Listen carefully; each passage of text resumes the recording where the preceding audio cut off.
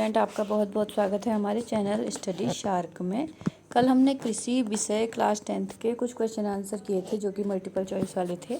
आज हम आपको कुछ और क्वेश्चन कराएंगे जो कि मल्टीपल चॉइस भी रहेंगे और थोड़े अन्य क्वेश्चन भी इसमें रहेंगे। ठीक है, तो जो भी बच्चे क्लास 10th की तैयारी कर रहे हैं या हाफ ईयरली एग्जाम है, उन लोगों के लिए ये क्वेश्चन बहुत ही इंपॉर्टेंट रहने वाले हैं। तो आप लोग सभी ध्यान से पढ़िए और अभी तक जिन्होंने भी चैनल को सब्सक्राइब नहीं किया है, प्लीज़ चैनल को सब्सक्राइब कर लीजिए। ठीक है, चलिए हम शुरू करते हैं। पहला क्वेश्चन है, फर्स्ट क्वेश्चन हम लेंगे बहुविकल्पीय जो है, निम्नलिखित में से कौन सा उस कृषि प्रणाली को दर्शाता है जिसमें एक ही फसल लंबे चौड़े क्षेत्र में उगाई जाती है?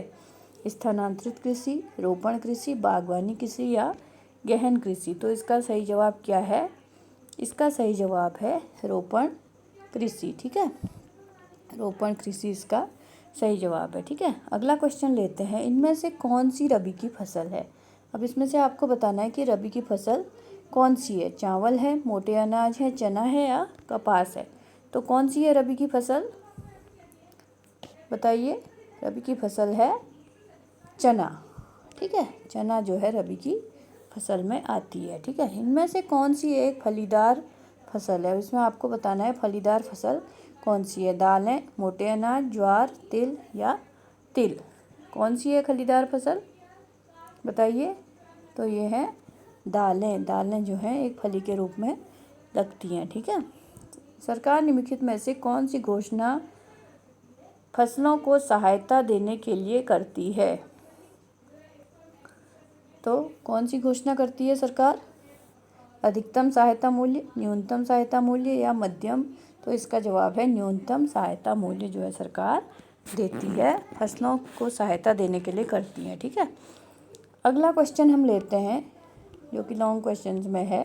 एक पेय फसल का नाम लिखिए तथा उसको उगाने के लिए अनुकूल भौगोलिक परिस्थिति का विवरण दें। आपको बताना है कि पेय फसल कौन है? बताओ, सबसे मुख्य पेय फसल कौन है? चाय, कॉफ़ी, जो भी है पेय फसल है। ठीक है, तो चाय एक महत्वपूर्ण पेय पदार्थ की फसल है। चाय का पौधा उष्ण और उपोष्ण कटिबंधीय जलवायु, ह्यूमस और जीवाश्म युक्त गहरी मिट्टी तथा सुगम जल निकास वाले ढलुआ क्षेत्रों में उगाया जाता है। चाय की खेती के लिए वर्ष भर कोष्ण, नम और पाला रहित जलवायु की आवश्यकता होती है।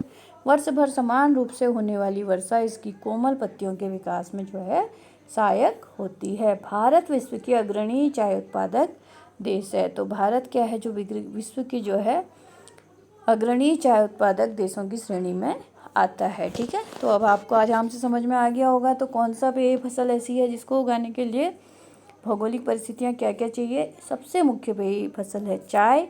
चाय का पौधा कैसी जलवायु में उगता है? उष्ण और उपोष्ण कटिबंधीय जलवायु में।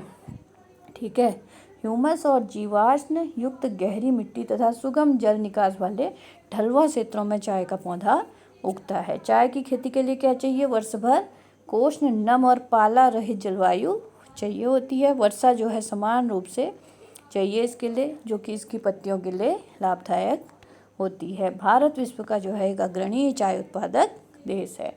ठीक है, चलिए अगला क्वेश्चन हम लेंगे। भारत की एक खाद्य फसल का नाम बताएं जहां यह पैदा की जाती है, उन क्षेत्रों का विवरण दें। गेहूं भारत की एक खाद्य फसल है, ये बताइए।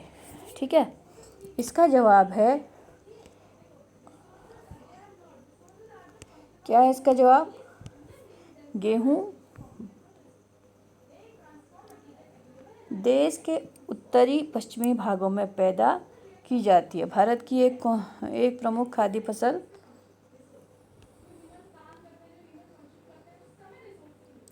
देश में गेहूं उगाने वाले दो मुख्य क्षेत्र कौन कौन से हैं? उत्तर पश्चिम में गंगा सतलुज का मैदान और दक्कन का काली मिट्टी वाला क्षेत्र है। ठीक है, तो भारत की कौन सी फसल मुख्य रूप से है? गेहूं भारत की एक प्रमुख खाद्य फसल है। यह देश के उत्तर और पश्चिमी भागों में पैदा की जाती है। गेहूं उगाने वाले दो मुख्य क्षेत्र हैं, उत्तर पश्चिम में गंगा सतलुज का मैदान, दक्कन का काली मिट्टी वाला प्रदेश, और पंजाब, हरियाणा, उत्तर प्रदेश, बिहार, राजस्थान और मध्य प्रदेश के कुछ भाग गेहूं पैदा करने वाले प्रमुख राज्य हैं। ठीक है, चलिए अगला क्वेश्चन हम लेंगे। सरकार द्वारा किसानों के हित में किए गए संस्थागत सुधार कार्यक्रमों की सूची बताइए। ठीक है, तो सरकार द्वारा कौन कौन से सुझाव दिए गए हैं किसानों के हित में? सुधार कार्यक्रम, जोतों की चकबंदी है, जमींदारी प्रथा की समाप्ति, अधिक उपज देने वाले बीजों के हरित क्रांति, पशुओं की नस्ल सुधार कर दुग्ध उत्पादन में क्रांति। ठीक है, और बाढ़, चक्रवात, आग तथा बीमारी के लिए फसल बीमा का प्रावधान है। ठीक है, किसानों को कम दर पर ऋण दिलाने का प्रावधान है। ग्रामीण बैंकों, सहकारी बैंकों, समितियों और बैंकों की स्थापना की गई है जो कि किसानों को कम ब्याज पर ऋण दें। ठीक है, ऋण मतलब उनको लोन दें। ठीक है, समझ गए होंगे आप लोग। ठीक है, चलिए अगला पॉइंट लेते हैं। किसानों के लाभ के लिए क्रेडिट कार्ड, व्यक्तिगत दुर्घटना बीमा योजना भी शुरू की गई है। आकाशवाणी और दूरदर्शन पर जो है किसानों के लिए विशेष प्रोग्राम भी प्रसारित किए जाते हैं जो कि उनको फसलों से संबंधित क्या देते हैं, जानकारी देते हैं। किसानों को दलालों से शोषण से बचाने के लिए न्यूनतम जो है सहायता मूल्य भी उनको दिया जाता है। सरकार ऐसी घोषणाएं भी करती है। ठीक है, अगला पॉइंट है कुछ महत्वपूर्ण फसलों के लाभदायक खरीद मूल्यों की घोषणा भी सरकार जो है करती है। ठीक है, चलिए अगला क्वेश्चन हम लेंगे। दिन प्रतिदिन कृषि के अंतर्गत भूमि कम हो रही है, क्या आप इसके परिणामों की कल्पना कर सकते हैं? कृषि भूमि जो है दिन प्रतिदिन कम होती जा रही है, तो इसके परिणाम क्या होंगे, आप ये सोच सकते हैं? तो भूमि कम कैसे हो रही है? क्योंकि जनसंख्या बढ़ रही है, मकान ज़्यादा बन रहे हैं। ठीक है, तो कृषि भूमि जो है कम होती जा रही है। तो इसका सही जवाब होगा भारत में लगातार बढ़ती हुई जनसंख्या। इसके लिए क्या है, जनसंख्या के कारण कृषि भूमि में जो है कमी आई है। भूमि के आवासन इत्यादि गैर कृषि उपयोगों तथा कृषि के बीच भूमि की प्रतिस्पर्धा के कारण कृषि भूमि में कमी आई है। भारत की बढ़ती जनसंख्या के साथ घटता खाद्य उत्पादन देश के भविष्य की खाद्य सुरक्षा पर प्रश्न चिन्ह लगाता है। कुछ अर्थशास्त्रियों का मानना है कि बढ़ती जनसंख्या के कारण घटते आकार के जोतों पर यदि खाद्यान्नों की खेती होती है तो भारतीय किसानों का भविष्य अंधकारमय है। भारत में 60 करोड़ लोग लगभग 25 करोड़ हेक्टेयर भूमि पर निर्भर हैं। इस प्रकार एक व्यक्ति के हिस्से में औसतन आधा हेक्टेयर से भी कम भूमि आती है। ठीक है, तो इसलिए जनसंख्या नियंत्रित करने की कोशिश करनी होगी, नहीं तो खाद्य संकट उत्पन्न हो जाएगा और किसानों की स्थिति भी बहुत अधिक दयनीय हो जाएगी। ठीक है, चलिए अगला क्वेश्चन लेते हैं। निम्नलिखित प्रश्नों के उत्तर लगभग 120 शब्दों में आपको देने हैं। ठीक है, पहला क्वेश्चन है कृषि उत्पादन में वृद्धि सुनिश्चित करने के लिए सरकार द्वारा कौन कौन से उपाय हैं आपको बताना है। ठीक है, तो पहला है भारत एक कृषि प्रधान देश है। ये तो सभी जानते हैं कि भारत एक कृषि प्रधान देश है। देश के 60% से अधिक लोगों की आजीविका जो है कृषि के द्वारा ही चलती है। कुछ संस्थागत एवं प्रौद्योगिक सुधार भी किए गए हैं जो कि निम्नलिखित हैं। ठीक है, तो पहला क्या है, जमींदारी प्रथा का उन्मूलन। किसानों के लिए जमींदारी प्रथा एक अभिशाप थी। किसानों के लिए क्या थी, जमींदारी प्रथा जो है एक अभिशाप थी। ठीक है, इसलिए सरकार ने जमींदारी प्रथा को समाप्त करके भूमिहीन काश्तकारों को जमीन का मालिकाना हक दे दिया तथा जोतों की अधिकतम सीमा निश्चित कर दी गई। ठीक है, अगला पॉइंट है, क्या लिखेंगे आप, खेतों की चकबंदी। पहले किसानों के पास छोटे छोटे खेत होते थे जो आर्थिक रूप से गैर लाभकारी थे, इसलिए छोटे छोटे खेतों की चकबंदी कर दी गई। अगला पॉइंट लिखेंगे, हरित क्रांति।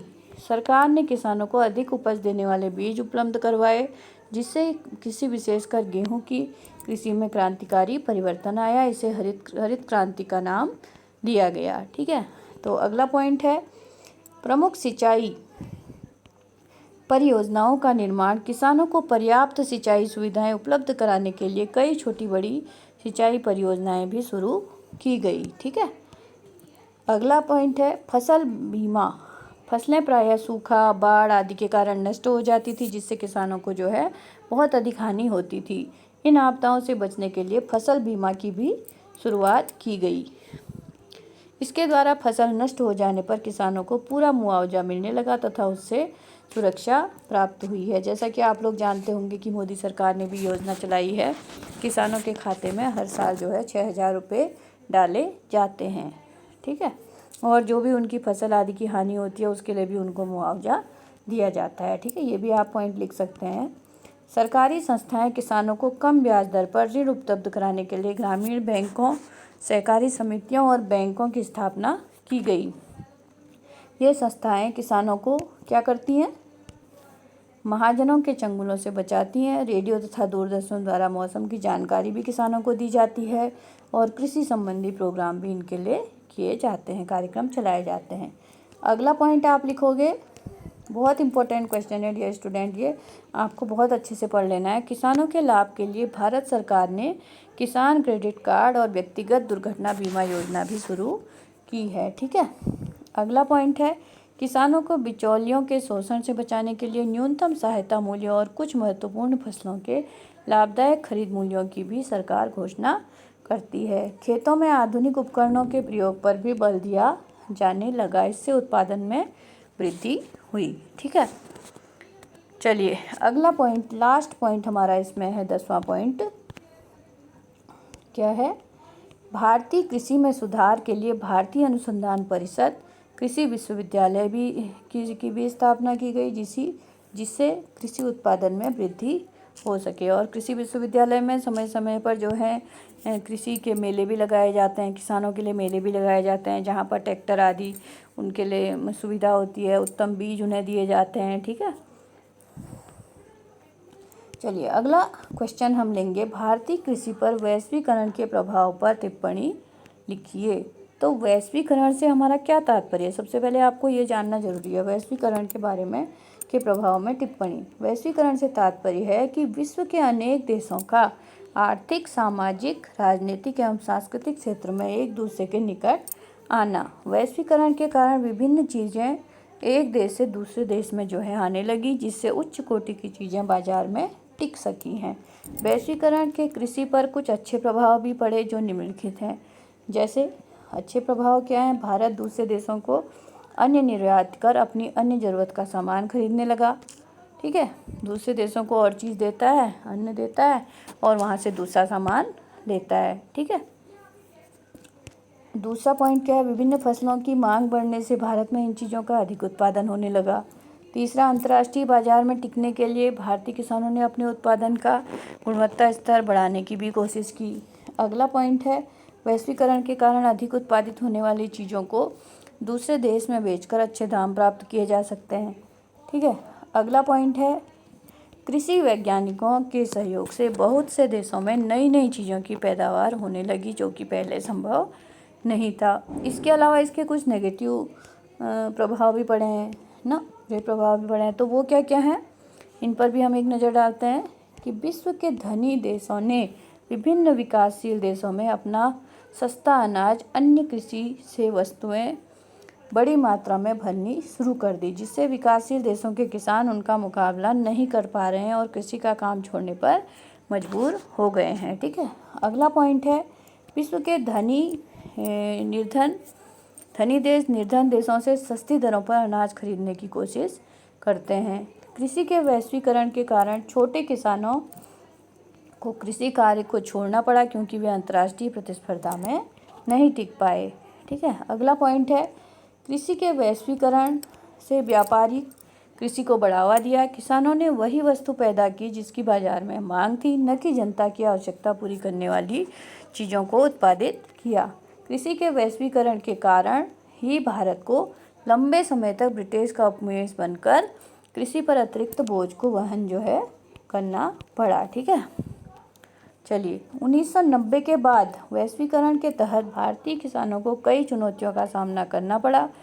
चावल, कपास, रबर, चाय, कॉफ़ी, जूट मसालों का उत्पादक होने के बावजूद भारतीय कृषि विश्व के विकसित देशों से स्पर्धा करने में असमर्थ रही, क्योंकि उन देशों में कृषि की अत्यधिक सब्सिडी दी जाती थी। यदि भारतीय कृषि को सक्षम बनाना है तो छोटे किसानों की स्थिति को भी सुधारना आवश्यक है। चलिए अगला क्वेश्चन हम लेंगे, चावल की खेती के लिए उपयुक्त भौगोलिक परिस्थितियों का वर्णन बता। पहले आपको हमने चाय की खेती के लिए बताया था, अब आपको चावल की खेती के लिए बताना है कि कौन सी परिस्थितियां हैं। तो भारत के अधिकांश लोगों को खाद्यान्न चावल है। यहाँ के लोग अधिकतर क्या खाते हैं? चावल खाते हैं, ठीक है। तो अधिकांश लोगों का जो है यहाँ का खाद्यान्न उत्पादन क्या है? चावल है। हमारे देश चीन के बाद सबसे बड़ा चावल उत्पादक देश है। यह एक खरीफ की फसल है। तो चावल कैसी फसल है? खरीफ की फसल है, भी आपको पता होना चाहिए। जिसे उगाने के लिए तापमान 25 डिग्री सेल्सियस से ऊपर और अधिक आर्द्रता से अधिक वर्षा की आवश्यकता होती है। कम वर्षा वाले क्षेत्रों में इसको सिंचाई के द्वारा उगाया जाता है। चावल उत्तर और उत्तर पूर्वी मैदान, तटीय क्षेत्रों और डेल्टाई प्रदेशों में उगाया जाता है। नदी घाटियों और डेल्टा प्रदेशों में पाई जाने वाली जलोढ़ मिट्टी चावल के लिए आदर्श होती है। नहरों के जाल और नलकूपों की सघनता के कारण पंजाब, हरियाणा, पश्चिम उत्तर प्रदेश, राजस्थान के कुछ कम वर्षा वाले क्षेत्रों में चावल की फसल को उगाना संभव हो पाया है। चावल जून जुलाई में दक्षिण पश्चिमी मानसून पवनों के शुरू होने पर ही उगाया जाता है। पतझड़ की ऋतु में काटा जाता है, ठीक है। चलिए, ये क्वेश्चन आपके मतलब के नहीं है, ये आपको वैसा वर्क है। तो आज के ये क्वेश्चन कृषि से जो भी इम्पोर्टेंट क्वेश्चन थे आपके यहीं पे पूरे होते हैं। आप लोग इसको बार बार रिवाइज करके पढ़ लेंगे, आपको और अच्छे से लर्न हो जाएंगे। और जिसने हमारा इससे पहला वाला पार्ट 1 नहीं देखा है वो उसको पढ़ने जाके, उसमें आपको सारे मल्टीपल चॉइस क्वेश्चन कराए गए हैं, ठीक है। और जिन भी लोगों ने अभी तक चैनल को सब्सक्राइब नहीं किया है, प्लीज़ चैनल को सब्सक्राइब कर लीजिए, अपने दोस्तों को शेयर कीजिए, ठीक है। और इसी तरह हमारे चैनल में पढ़ते रहिए। Thanks for watching.